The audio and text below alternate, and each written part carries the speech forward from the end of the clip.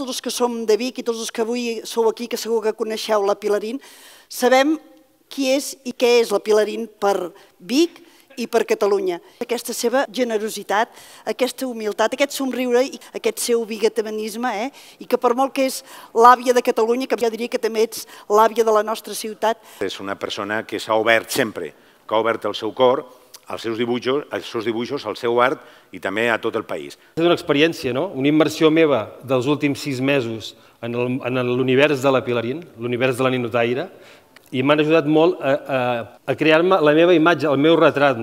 Això és el premi més gros que pot tenir una vida professional.